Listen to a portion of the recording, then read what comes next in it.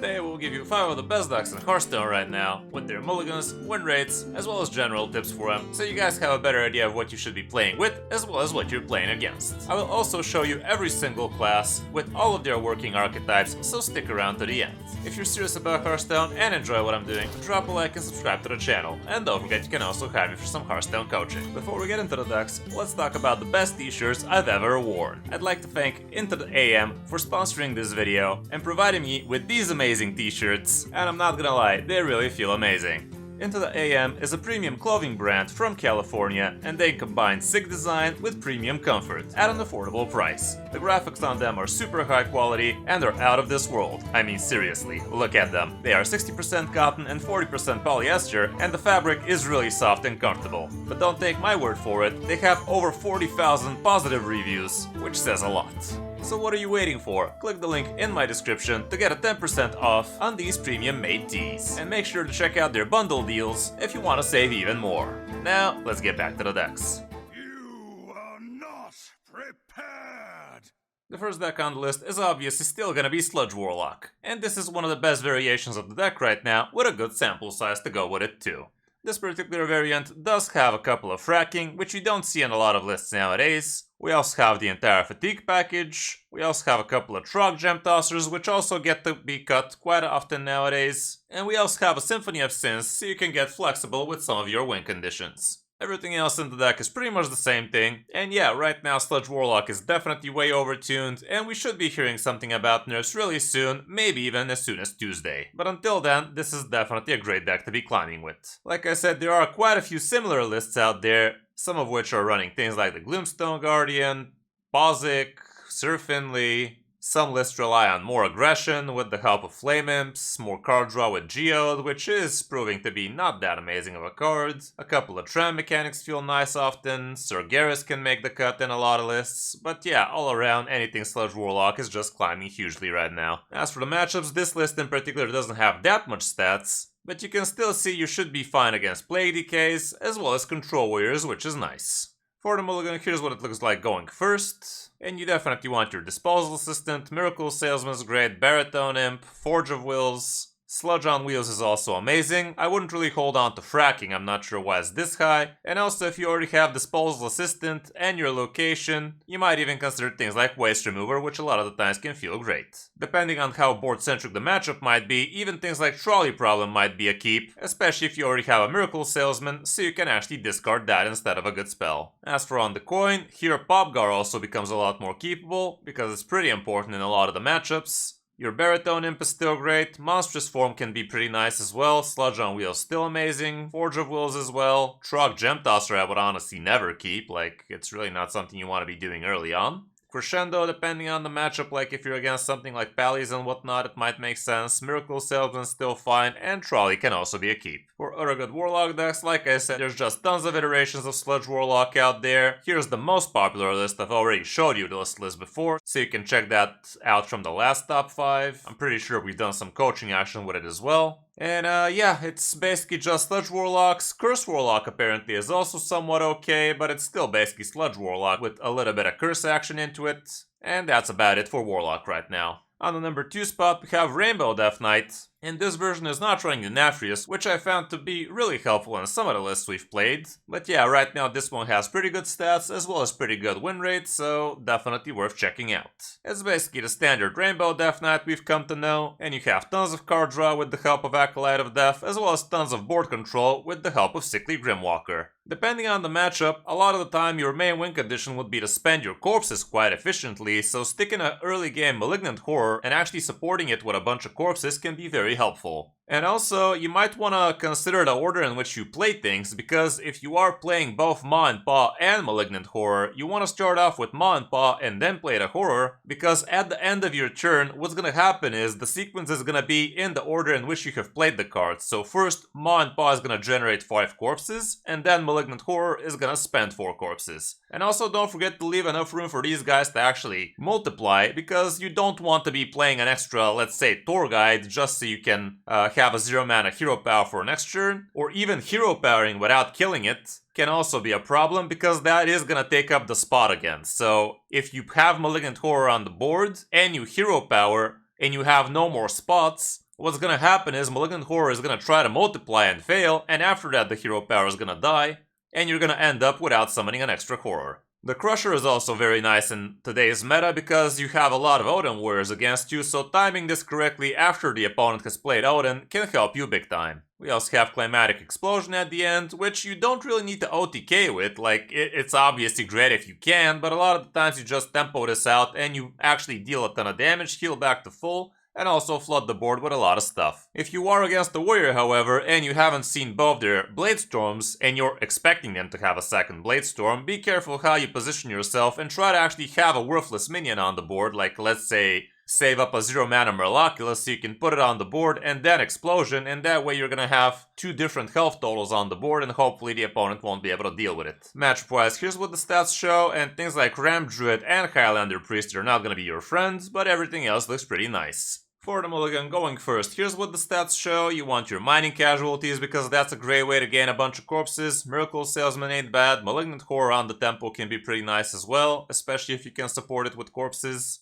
Tour Guide helps. Acolyte of Death can also be a consideration, even though I've seen mulligan stats that show this not to be such a great keep. But if you have a Tour Guide, you can definitely tempo out Acolyte for one card draw, as well as the opponent is gonna have to spend their turn dealing with this. Miraculous is not something I generally keep, honestly. Ma and Pa definitely worth considering, Cho Fallen Baron is not horrible, and Crop Rotation might also be a consideration depending on the matchup. And on the coin, the situation is pretty much the same, but here things like Stitch Giant and Primus become a bit more keepable, even though Primus not exactly.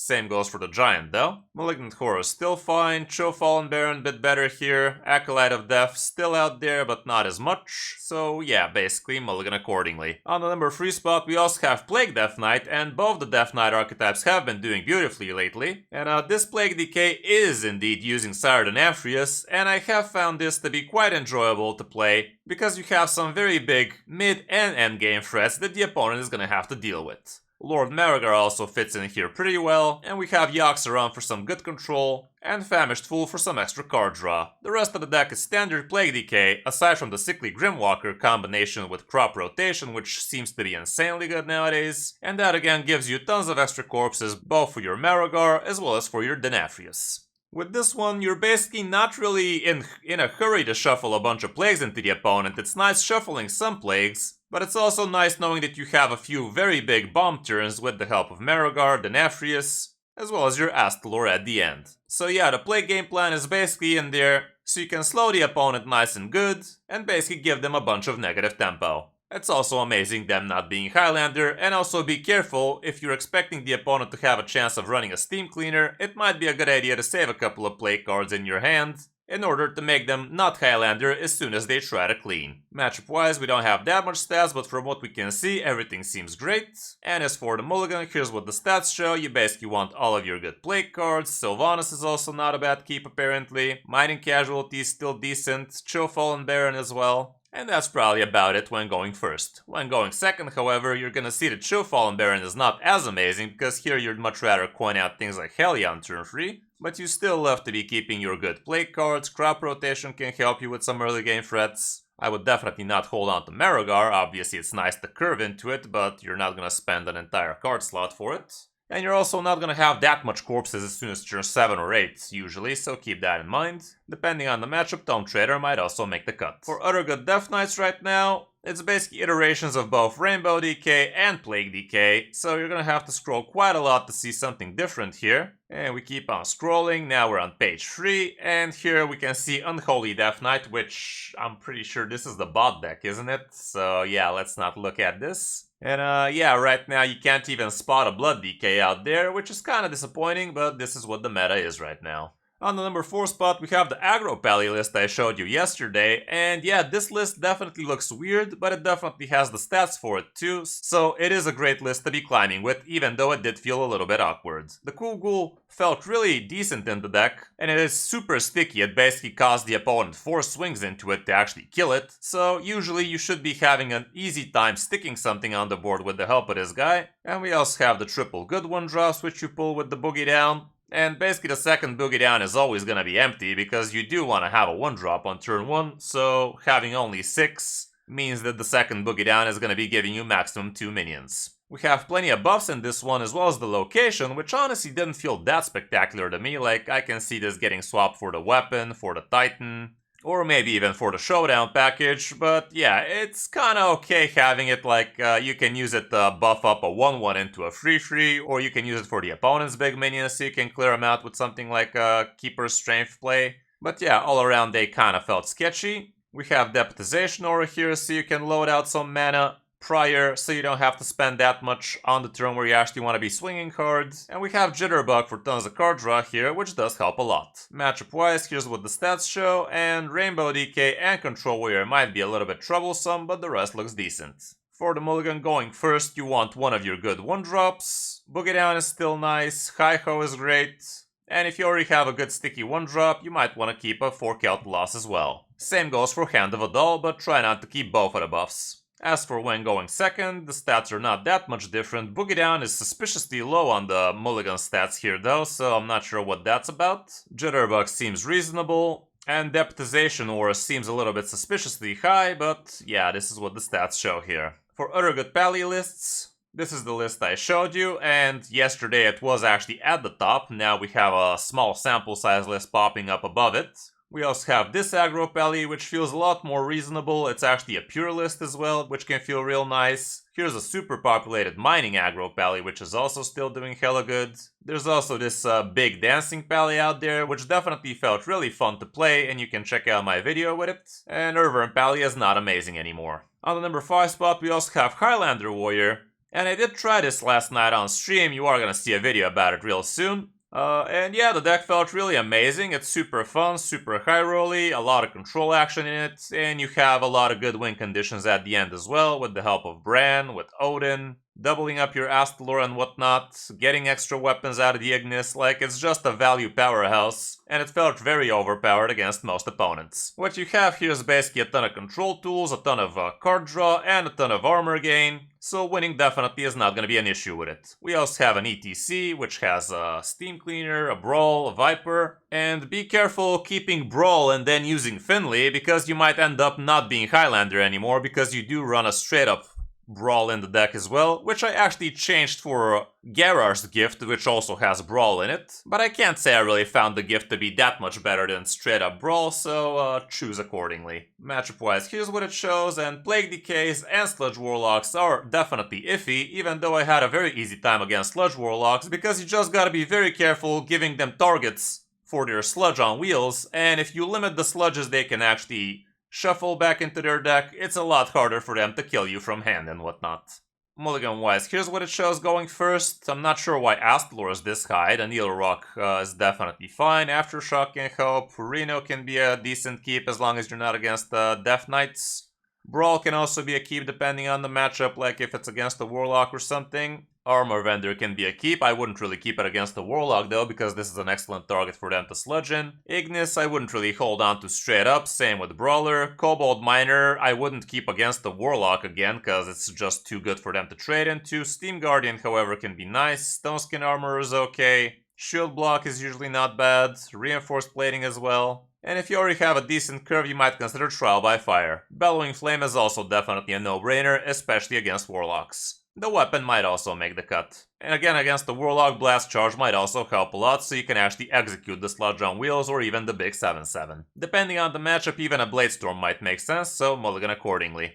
As for on the coin, here's what it looks like again, and it's not much different honestly. So basically ask yourself what you're expecting from the opponent and keep the appropriate cards. You might want to notice that Bran is actually not a straight up keep in most cases, but I would definitely hold on to it in the mirror matchup or if I'm expecting a slow control matchup to begin with. For other good warrior decks, we have tons of iterations of Control Warrior, both with 30 and 40 lists, which are either straight Highlander or close to being Highlander with a lot of card draw. Rock and Roll Warrior apparently is also above 50%, but not by much. And yeah, that's basically it for Warrior right now. I'm also gonna show you guys a bonus 6th deck today. We normally only show 5, but Totem Shaman is actually having even better stats than the Highlander warrior I just showed you, which is kinda suspicious to me because this deck is not really doing that well against things like Sludge Warlock, and it's also not feeling super amazing against control warriors as well, even though the stats show it to be decent. But yeah, this is a standard Totem Shaman right now with the help of Shroomscavate. We also have a single Bloodlust. The Titan can help you as one of your few ways of controlling the board, as well as a couple of jam sessions.